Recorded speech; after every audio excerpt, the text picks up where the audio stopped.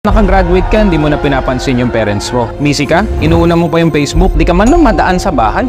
Ano yan? Porket graduate ka na, wala ka nang pakialam. Alam mo, bilang anak, dapat ang suporta mo sa magulang mo hindi natatapos. Hindi ko sinasabi na magbigay ka ng pera at ubusin mo yung pera mo. Hindi ko sinasabing obligasyon mo yan.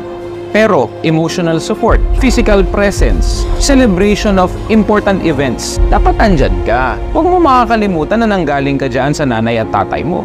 Sana huwag mo nakakalimutan na nagpakahirap sa buhay yan para maitaguyod ka. Sana naman kahit presensya mo, oras mo na ibibigay mo. Hindi yung inuuna mo pa yung ML, ang parents mo tumatanda tas wala kang pake. Kung masasabi ko, ingrato ka pag ganyan. Bigyan mo ng oras, bigyan mo ng pagmamahal. Kasi tatandaan mo, magulang mo yan. Sa boyfriend, pwede ka magkaroon ng bago. Sa girlfriend, pwede ka magkaroon ng bago. Kapatid, pwedeng madagdagan. Pero dadalawa lang ang magulang, kaya magbigay ka ng suporta sa kanila.